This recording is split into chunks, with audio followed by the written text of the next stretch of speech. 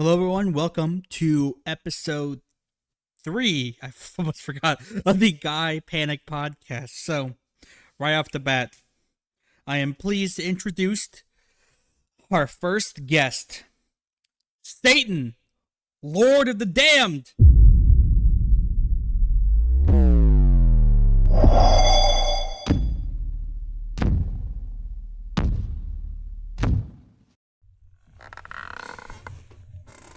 Hey, Satan. Thanks for being here.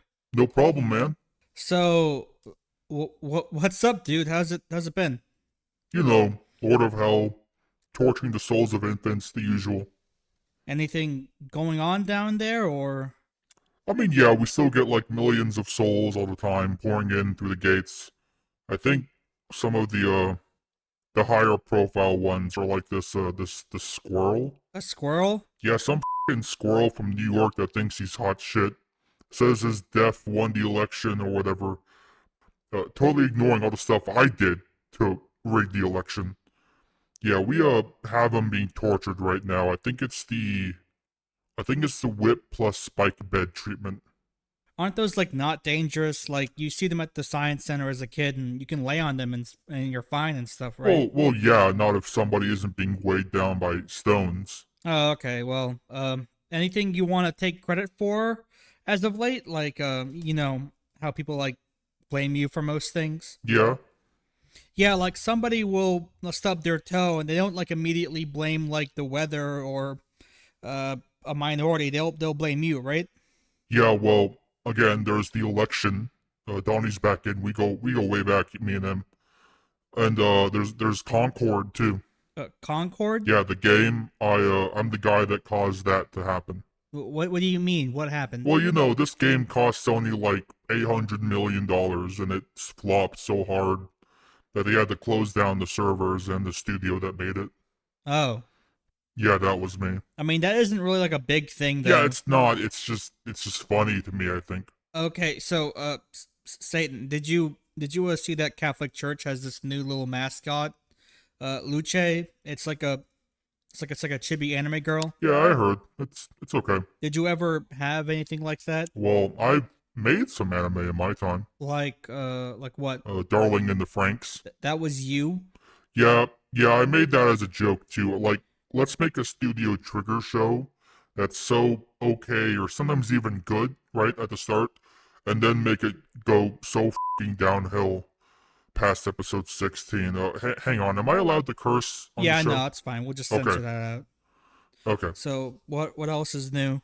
I've been doing the podcast circuit, right? Like, I got a new special coming on Netflix for it. Oh, what's it called? It's called Satan Last Demon Standing. It's out in January, so look forward to that. Oh, so for that, what shows have you been on? Oh, like the big ones like Joe Rogan and Talk Tua. How was that?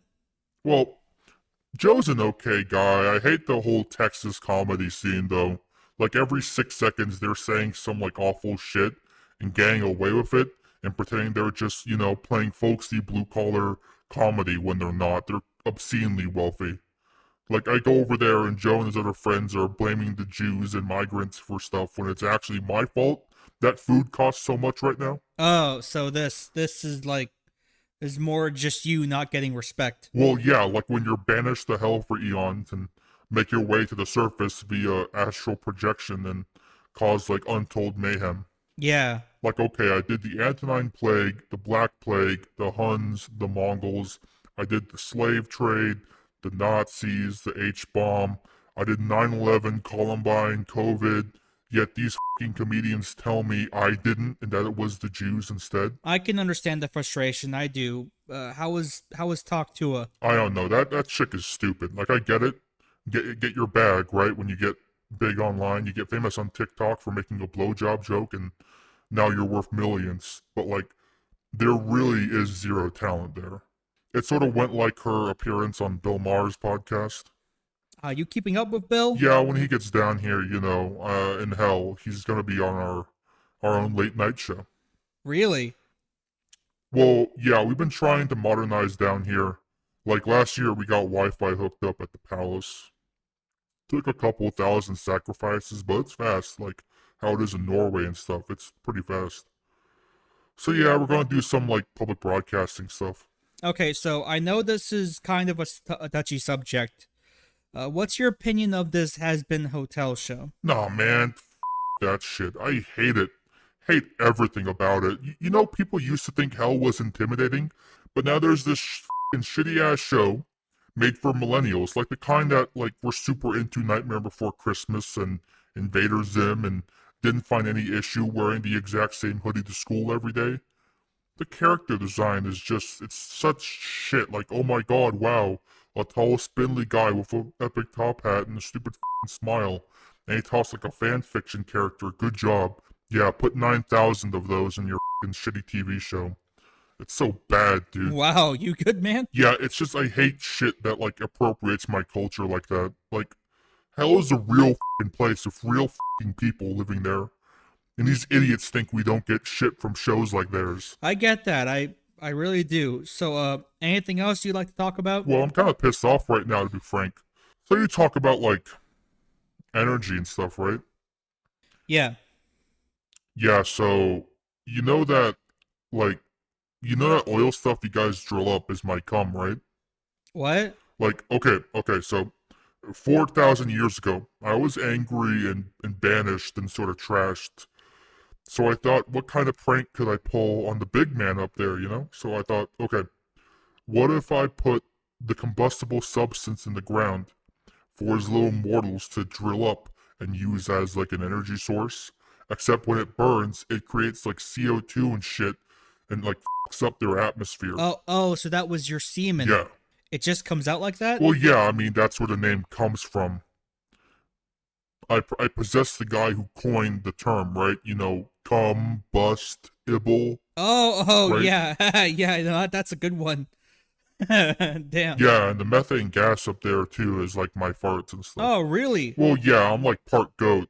So, and they're ruminant animals, like cows are, so we produce methane when we fart. Oh, that makes sense. Well, what about uranium? I didn't put that there. That's what you guys were supposed to use. Like, that was the whole plan. When you develop into a class 3 civilization, you're gonna use the uranium as an energy source until I start throwing ropes in the ground, you know? Oh. I also did 3 Mile Island and Chernobyl. Oh. Anyways, the dinosaurs are fake and the Earth is 6,000 years old and flat. Gotta go. See ya. All right, folks. Well, that was Satan. I thought he would have like stuck around a bit longer, you know, help really pad out the show. But cool. Okay, well, thankfully I do have some stuff in preparation. First off, 2 articles about electric cars. Ooh. So, they're in chronological order. Alright, the first article is how Trump could upend electric car sales. Fewer people will be able to afford electric cars and trucks if President Donald J. Trump and Republicans in Congress eliminate a $7,500 federal tax credit. Many car buyers have come to rely on this tax credit for electric vehicles to soften the blow of their high prices. For the sake of this video, for the sake of this podcast, a new EV on average costs $56,000, and a used one costs $40,000, right? So they would take it down to, well, the $7,500 is for the new EVs, so that would take it down to like $49,000, and for used EVs, it takes it's a $4,000 tax credit, so it goes down to $36,000. And mind you, it's a tax credit, so it only kicks in with your taxes and your tax return. You still pay the main costs up front. You just get paid back for it like next year, which is lame. But these credits could disappear after Donald J. Trump takes office, leading to an almost immediate drop in sales of the cars and trucks. Electric car sales could fall 27% if consumers lose the tax break, according to estimates published last week from 3 economics professors from UC Berkeley, Woke, Duke University, Scam, and Stanford. Don't have any jokes about that one. Registrations of electric models are on track to hit 1.2 million this year, But the estimates say that next year, if this tax credit goes down, it'd be lowered by $300,000. Mr. Trump regularly attacked Biden's policies on climate and electric cars on the campaign trail, and his transition team is exploring steps he could take to repeal or limit the credits. A complete repeal would require Congress to act, but Mr. Trump could also direct the Treasury to change tax rules in ways that would limit how many cars qualify for credits. So basically, Trump loves gas fuel cars, right? Petroleum cars. Hates EVs, which is really funny because his best friend right now is Elon Musk, who is the EV man. I could imagine, I could almost picture the conversation Musk has with Trump about like this tax credit, because Musk knows it would hurt his sales, like just tank them essentially, right? He's like, but yeah, Donald, but this tax credit, if you think about it, that's more oil, petroleum for the other, for you could have all the oil if everyone uses an EV. Like it's gonna be bad, okay? Musk very clearly, benefits from this, and if Trump takes that away, that'd be so goddamn funny. Okay, on to the next part. Don't worry, we'll cover all. We'll wrap this all up afterwards. Biden administration to loan $6.6 billion to EV maker Rivian to build Georgia factory that automaker paused. Joe Biden's administration announced Tuesday that the U.S. Department of Energy would make a $6.6 billion loan to Rivian to build a factory in Georgia that they had stalled in construction as the startup electric vehicle maker struggled to become profitable. It's unclear whether the administration can complete the loan before Donald Trump becomes president again in less than 2 months, or whether Trump's administration might try to claw the money back. Trump previously vowed to end the tax credits for EVs, which we just talked about. And the R1 vehicles that Rivian sells right now are about $70,000. But the company plans to produce the R2 models, a smaller SUV in Georgia, with a lower price to aim for the mass market. The first phase of the Georgia factory would project to make 200,000 vehicles a year, with a second phase capable of another 200,000 a year.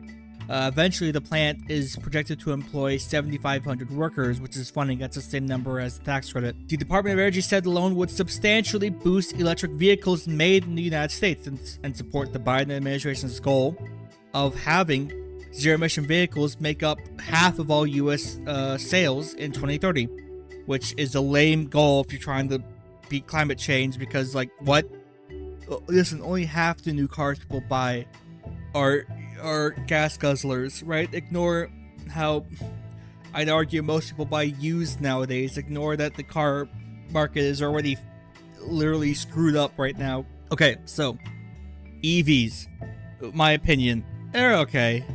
It's still a car. I understand, there's drawbacks to the battery construction. Yeah, but like at the same time, gas emissions, like it's always a whataboutism when you bring that up, right? Like I say they're about warfare. I know that EVs take a couple years to completely offset their environmental cost through their use of electricity. But also, if you think about it, like if you were running a country and you were doing the current like energy hawkism shit, you'd want your country to only use EVs, because EVs just require electricity. They require you to generate electricity with power plants and such, which, we have our own reserves of natural gas. We have our own reserves. We have our own like industry for building solar panels and wind turbines and shit, right? We could, and also coal, I guess. We could do away with petroleum imports if we no longer had petroleum powered cars, right? Now, Trump doesn't like this because he's a Republican, and Republicans hate anything that seems green in general, which includes EVs.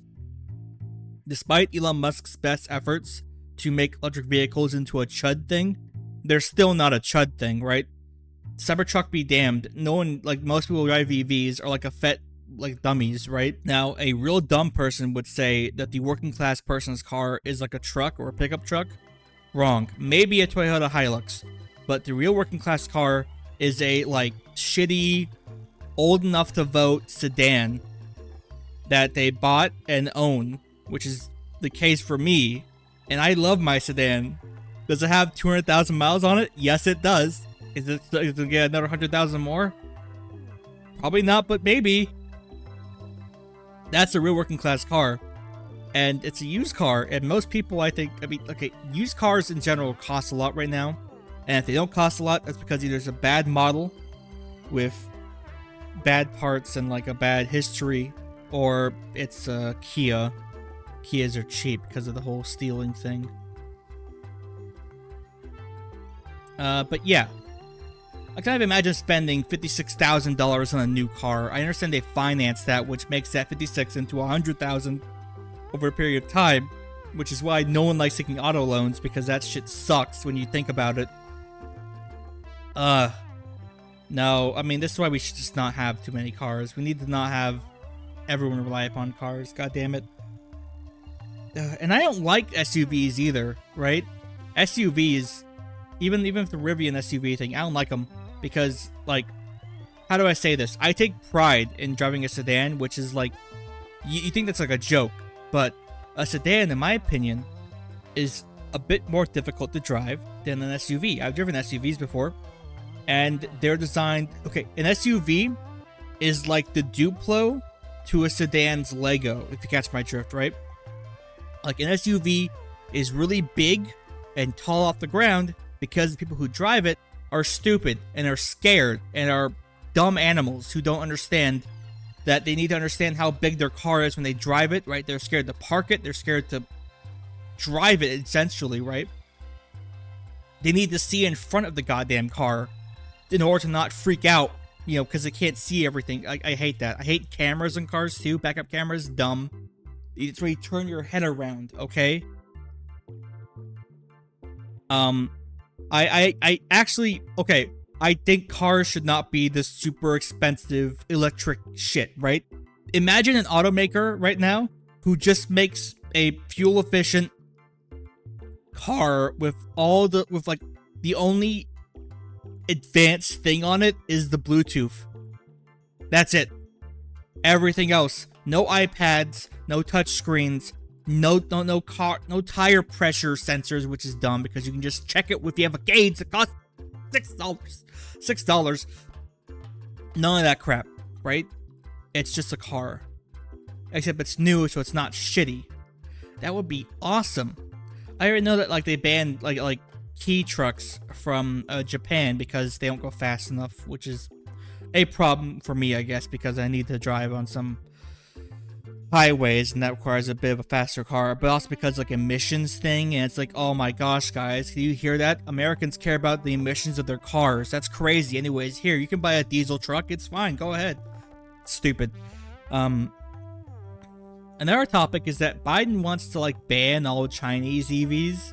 He wants to like not have any of those coming to the US because China is smart enough to at least make them really cheap in order to have people buy them and no longer have like petroleum cars, right? That's not the case. Democrats are stupid. Republicans are also stupid, but Democrats are stupid in this case because they want the EVs to change. They want to have the transition, but they don't want to make things cheap. They don't want to get rid of the whole the horrible American car dealership, car financing mega structure that probably circulates billions of dollars a year, right? They can't have a car that's cheap enough for a working class person to just buy with savings. You can't have that. No. You have to have every car be this super expensive, disgusting thing that you have to finance. New or used, doesn't matter. It's a giant cost, which is required because it's the United States and you need a car to get around basically 95% of the entire country, right? You're lucky if you live in Boston or New York and Chicago and can get around using public transportation and walking, right? That sounds heavenly. Maybe not on your ankles if you're not used to that, but you know, that's your fault for being a lazy person. But in California, but like in the South, in California, in Texas, and also probably Northeast, except for some places of like Seattle, you 1 trillion % need a car. And also all the flyover stuff, you need a car. And also probably like Pennsylvania, you need a car, right? Public transportation also has not been invested in enough to allow even the real cities of those states to let you get around without one, right? At most, you can use a bicycle, but I don't like riding a bike because I'm scared of getting hit and killed by a car, which is a possibility. I mean, there's those laws saying you can't. I mean, isn't like a. It's like not allowed. I don't think it's illegal. I don't think you get sent to jail or written up, but I know it's generally not allowed to ride your bike on a sidewalk. But that's like the safest place to ride your bike, right? You're further away from the cars. You're not in front of cars. You're to the side of them. And like the idea, I guess, is that what if you hit a pedestrian and it's like, I can stop the bike in like a second. You can't really like mistakenly speed a bike unless you go downhill and don't know how to control it. Like, what? Also, if a car hits a bicyclist, what can happen? Very likely the bicyclist can get killed. If a bicyclist hits a person, there's a chance it could die, but it's more likely they just get injured, maybe severely injured. Like, that's dumb. Especially in like states that are like super flat and would be like really like don't have like the whole hill speed problem. Like, yeah, it's stupid. Dumb. Anyways, speaking of SUVs and my dislike for them, I do have one story to share. So I used to live near this 4-way intersection that I had to go to get out of my whole little suburban area my apartment was in. And this intersection, like, it was bad. It was like 3 of the 4 roads were 2 lanes. And one was a 4-lane that, like, you know, opened up. And one of those 2-lane roads wasn't even a road. It was directly just a bridge over a canal. So a really tiny 2-lane bridge. Now, I had to turn right on that bridge to go get groceries and such. Haha, America joke. I had to spend 10 minutes driving to get groceries. Not anymore, at least, but, you know. So as I was driving past the cars that are backed up in traffic, because that bridge specifically would back up like 40 cars in traffic, you know, on the road past it. And I was having a conniption. I was only seeing white and silver like SUVs the entire time. I felt like I was having like a mental breakdown. Like, what the hell? Why? I hate America. I hate American car aesthetics. They look like shit. Why would you buy a white car? You have to wash it all the time, make it not look like crap. It's stupid. Anyways, yeah. So that's cars.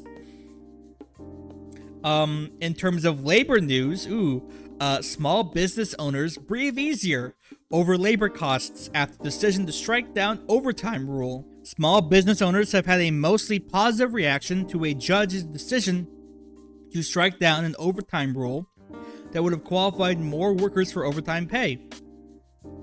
On November 15th, a federal judge in Texas blocked a new rule from the Biden administration that would have expanded access to overtime pay to millions more salaried workers across the U.S. Nearly all hourly workers in the U.S. are entitled to overtime pay after 40 hours a week, but many salaried workers are exempt from that requirement unless they earn below a certain level. The now scuttled rule would have marked the biggest increase to that cap in decades. As of July 1st, employers were required to pay overtime to staffers who make $43K a year in certain executive, administrative, and professional roles, and that would have risen to $58K a year as of January 1st. But now the previous threshold of $35K a year, which was set in 2019 under Trump, is back in effect. So, to explain this to people who don't have jobs and don't know anything, okay? When you have a job, you're usually paid one of 2 ways. You get an hourly wage, which translates to you work an hour, you get this amount of money for that hour. Or you get salaried, which means that regardless of how many hours you work, you get paid this exact same lump of money every pay period. So like monthly, bi-weekly, weekly, whatever. Right? And those come with their own costs and drawbacks, right? Like, you know, an hourly worker is paid for all the time they spend working, right? So they have to do overtime, which is when you work more than 40 hours a week usually. you get paid. Also, overtime usually has you get paid a bit more as well. But you have to make up hours to get paid. If you all of a sudden can't, if you have any sick days or sick hours and you don't have any leave or anything, you do not get paid if you're not there on your required weekly time, right? Also, your hours can get messed with at the whim of the employer inherently. So it requires a bit more active focus to make sure you get however much money you want out of the work week. Meanwhile, a salaried worker, if for whatever reason their job doesn't need them that day, they did everything they need to do, they're still on contact or whatever, they could just probably leave. They don't have to worry as much about how many hours they work a week. They could probably be okay. So usually a salary job is a job where you're working in an office all the time, right? You're on a computer, answering emails, working in group chats, doing video calls, making projects, gathering, compiling data and shit, all that crap, right? A wage job is usually a job you're on your feet for, right? You're physically in a place doing a thing constantly. Now, a wage worker usually can just leave their job and turn their brain off from work mode to life mode and not have to worry about it till they have to go in the next day. A salaried worker can be hounded 24/7 because their job can be done on any computer. Their job is to be responsive to all these whims of their bosses. Since it's an office environment, it's a lot more, vague in terms of like, oh, is this thing done yet? It's a much different environment. It's funny is that like France, you're legally not allowed to do that. You can't call employees and demand them like to do things outside of their like office hours or their work hours because that's horrible harassment and a endless stressing annoyance in people's lives. And also, as a salaried worker, if you're told to stick around long hours, you're not getting paid extra for that work, which sucks. Anyways, so in 2019, underneath Trump, the rule was if your salary job paid you at or less than $35,500 a year, if you worked extra hours past 40 a week, you're getting paid overtime. Biden increased that to $43,000 a year, essentially $44,000 a year if you round it up, right? And then he was gonna increase it to $59,000 a year, essentially if you round it up, then, right? Now, $35,000 a year is like chump change. You're broke if you get paid that in the United States, right? You'd have to be living in the sticks, right? So yeah, they need the overtime. They need all the pay they can get. $44,000 a year, same boat, honestly. Unless you have like a very Spartan existence, you're like half of that is going just straight to rent. Like yeah. Now, $59,000 a year is, a bit more respectable. You're probably still doing fine getting paid that, unless you're supporting someone else. But I am pro-worker, so I think all these people should get paid all the overtime they need from their stupid, horrible job. This Texas judge obviously does not think so, right? Because, it could make the poor business owners pay more for their administrative people. Let's listen to one of these poor small business owners right now. Guillaume Drew, founder of Or and Zon, a New York company that sells sustainable home goods online with 12 staffers, said overturning the rule helps him keep labor costs and prices of goods down, particularly for future employees, since none of his current staffers would have been affected. What? But he said it's still important employees are paid fairly for their time and effort. Because the ruling was overturned, he'll probably offer employees incentives like spa days and letting them work from home rather than overtime pay. Companies need to find an equilibrium between being financially viable and caring about employees, he said.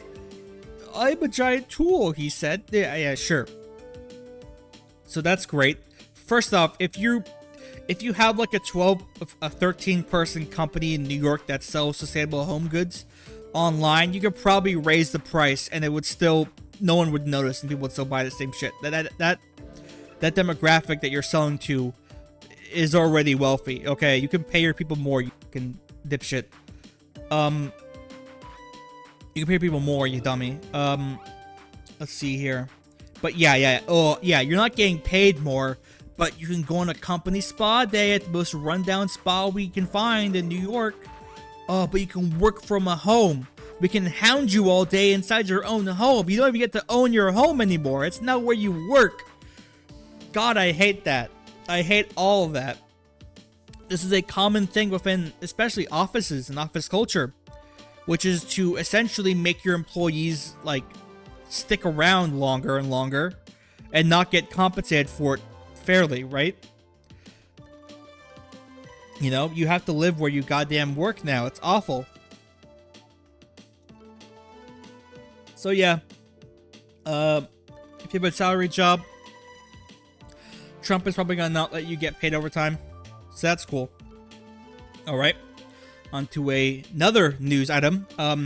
Biden promises Medicare and Medicaid cover costly weight loss drugs for millions of obese Americans. Millions of Americans with obesity could be eligible for popular weight loss drugs like Wegovy and Zepbound, covered by Medicare or Medicaid under a new rule the Biden administration proposed Tuesday morning. The costly proposal from the U.S. Department of Health and Human Services immediately sets the stage for a showdown between the powerful pharmaceutical industry and RFK Jr., an outspoken opponent of the weight loss drugs who, as President-elect Donald Trump's nominee to lead the agency, could block the measure. While the rule would give millions of people access to weekly injectables that have helped people shed pounds so quickly that some have labeled the drug a miracle, it would cost taxpayers as much as $35 billion over the next decade. It's a good day for anyone who suffers from obesity, U.S. Health and Human Services Secretary Javier Becerra told the AP in an interview. It's a game changer for Americans who can't afford these drugs otherwise.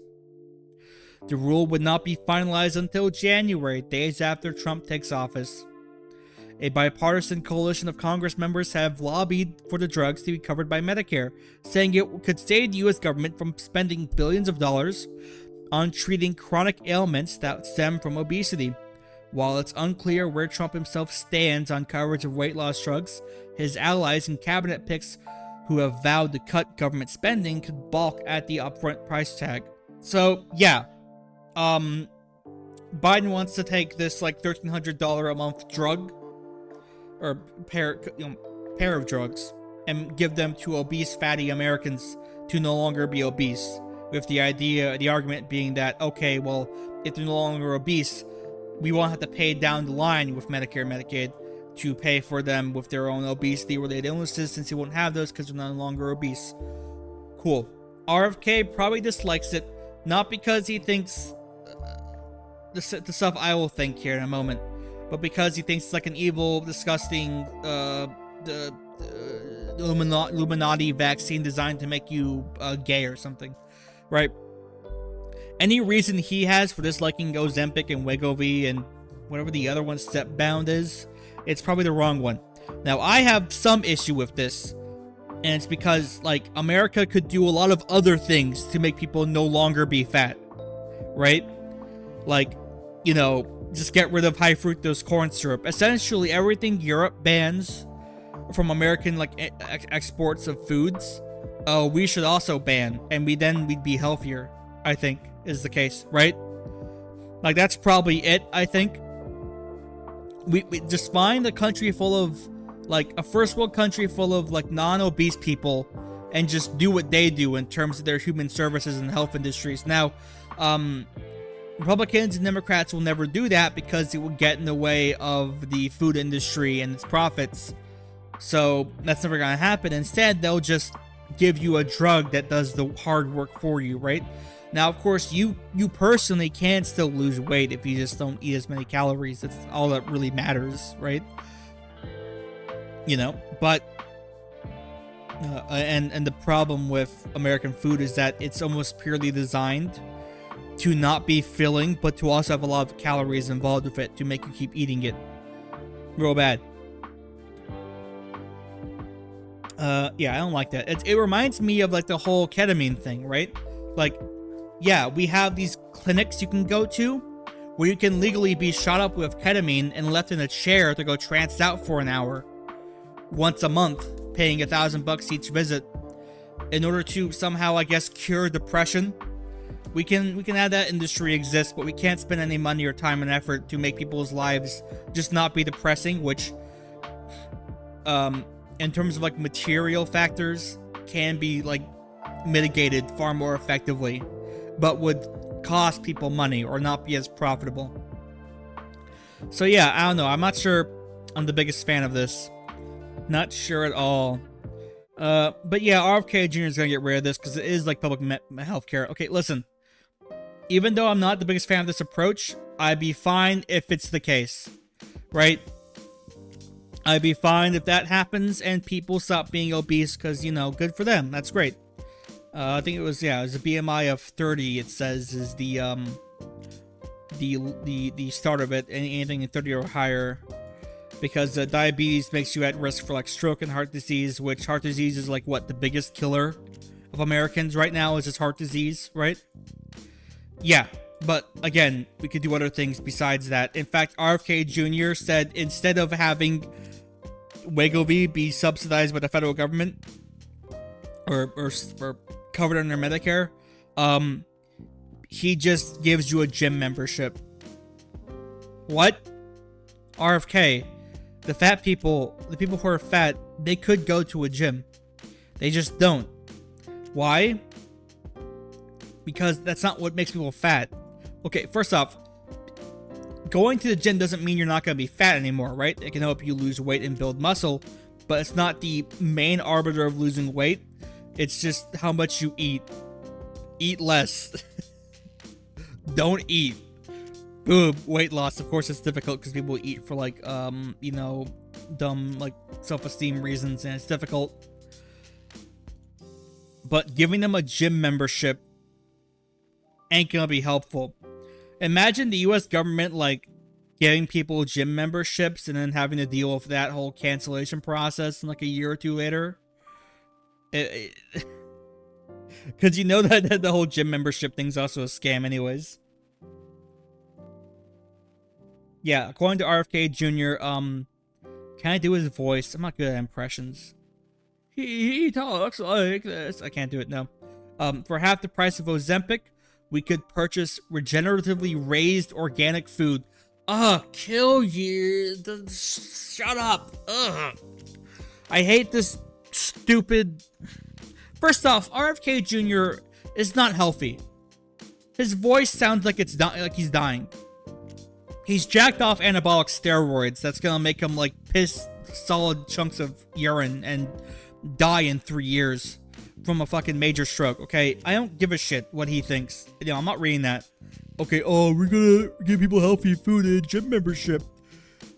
Shut up. People are usually too busy to go to a gym, realistically, or they just don't have the motivation to do so, because it does take motivation to go to a gym, make yourself really tired and sweaty, and then come back home and take a shower and then go do other things for your life, right?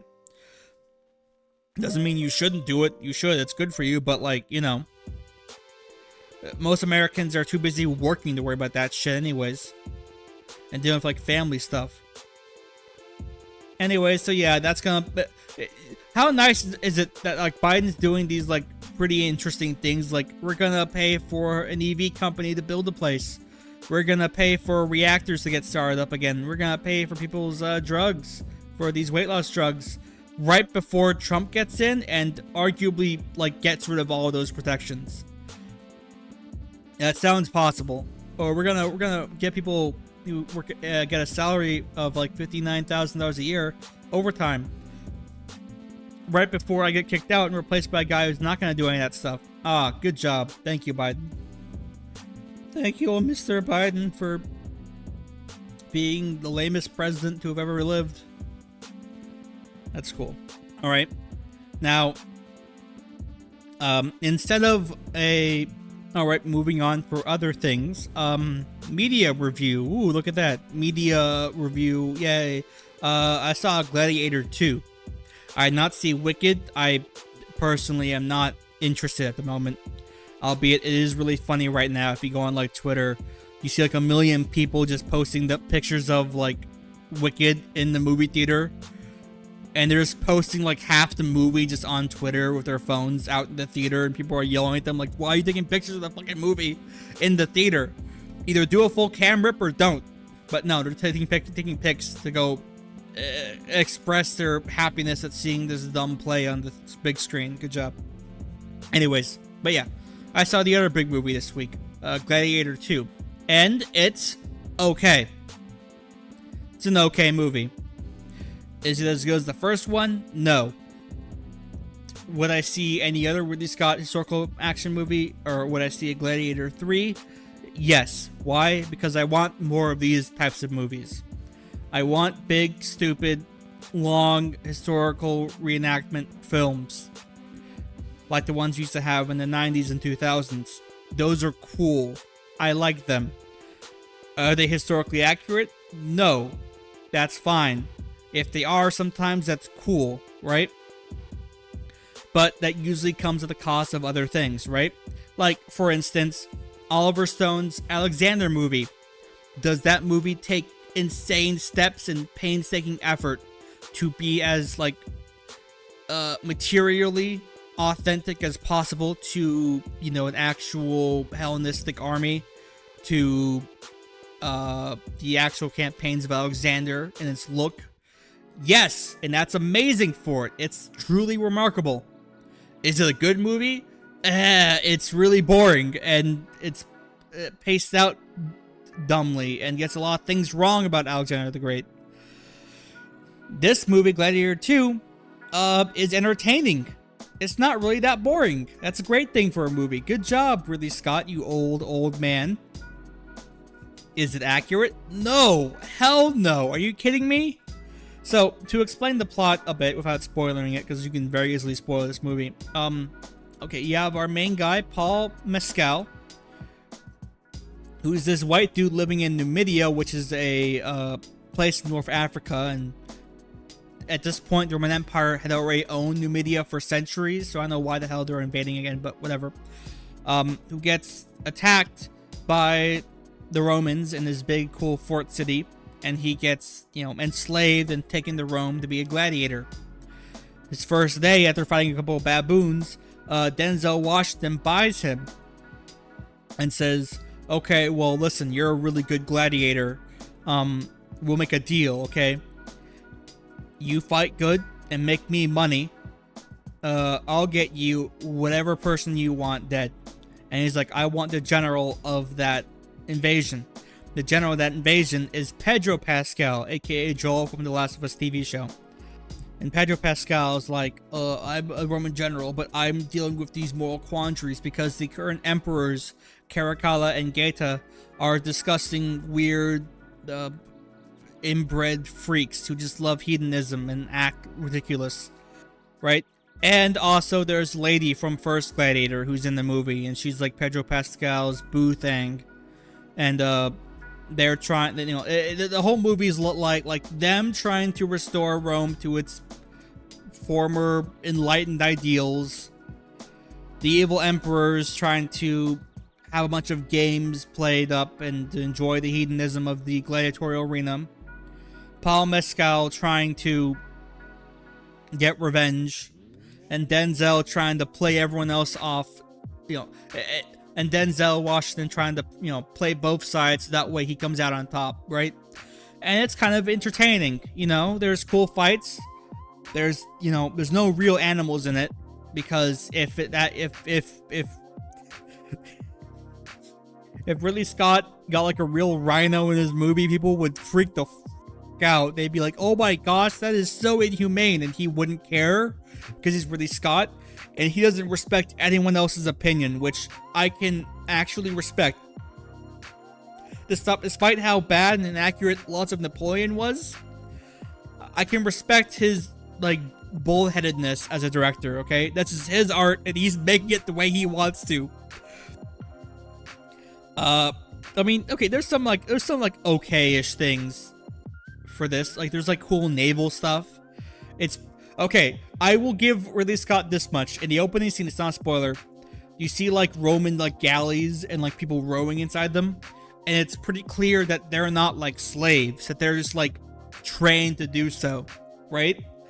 You know, because if they were slaves, you'd think Ridley Scott would play it up and be like, there's guys like whipping them and screaming at them to go faster and like threatening them and calling them slaves.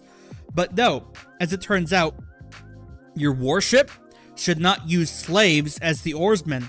Why? Because if you have an oar-powered, you know, bireme, trireme, quadrireme, quinquereme, which are the types of ships that the Roman Navy had used at that time period, the oarsmen were your battle propulsion, right? Where you might have traveled using sail. In battle, you need maneuverability in order to ram and to, you know, board ships and such, right?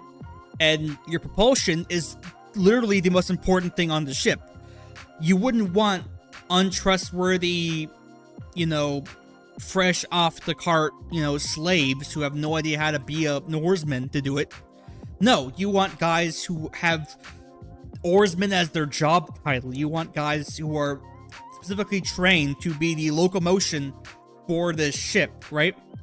I honest to God want to make a video just talking about the coolness of like Rome's energy and ancient era energy, and a lot of energy back then was human powered, and ship's oars is human energy, right? And it was pretty cool that you could tell Ridley Scott at least knew that the oarsmen on the Roman military ships were not slaves. Good job. He also had it to where one of the gladiator fights is when they would flood the arena with water and have a mock naval battle, right? Which is real.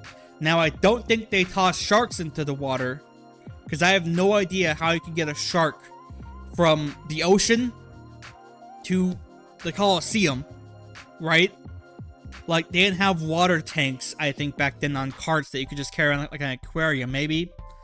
I don't know. That does not sound feasible. I think that was a bit ridiculous. I saw one guy in like an article about the movie say Romans didn't even know what sharks were, and I'm like, what? How are you a historian? What do you mean they didn't know what sharks were? Shit washes up on the beach all the time. They knew what whales were. What are you talking about? Whatever. It's an okay movie. It's a big dumb movie. A lot of action. A lot of guys killing each other. I will say this much, even though a lot of the animals and other stuff is like special effects and CGI and such and are not real. A lot of the gore, a lot of these squibs in it, that is real. I could tell. That was nice looking. There was some nice gore in this movie. Big fan of that. A big fan of fake blood and not CGI blood. Love that stuff. In terms of acting, Paul Mescal was okay. He had some... I think his character was a bit muddled, honestly. Pedro's kind of one note. The two Emperor twins were annoying. And I think that's on purpose because you want to be annoyed by them, but at the same time, they have enough screen time to where you get annoyed by just seeing them. Actress lady, that's okay. I call her lady because she's the only woman in the whole movie. Lady was really good. She was actually pretty competent and was just trying to make everyone work together and figure out how to save the thing that her father loved. You know, Marcus Aurelius from the first movie. And Denzel Washington was also good. He had some big laughs, I'll tell you that much. He had some nice funny jokes in this movie. Also, no, there were no restaurant menus in newspapers in Rome. The news would just be a big fat guy on a box yelling and advertising to you. But that was also a little thing in the movie. People talking about how like, oh, there's a newspaper in Latin. It's like, what? No. What else about the movie here? Oh yeah, there was some like drama on the set of like people accusing Ridley Scott of cutting things out. Like I know Denzel said Ridley Scott got rid of like a man-on-man kiss that he did, which I mean, if that's true, then that sucks. Ridley Scott denies it, but then at the same time, there's an actress, I forgot her name, who was like an important character in the movie, and she just got cut out of it. Which could explain why parts of the plot seem to move at rapid speed and then slow down. this would make, honest to God, I think that this would just cut down in a way that's like makes it a bit worse than it should be, right? I think give me the full 4-hour cut, it'd be a much better movie. Same way that like his other movie, Kingdom of Heaven, is much better in the extended version than the theatrical version, right? I'm fine with long movies that are like this because I'm just excited to see what other stupid things they're gonna try to recreate from history, because I'm a big history fan, okay? Not a historian or anything, I just like history as a concept, as a topic. Especially Iron Age history.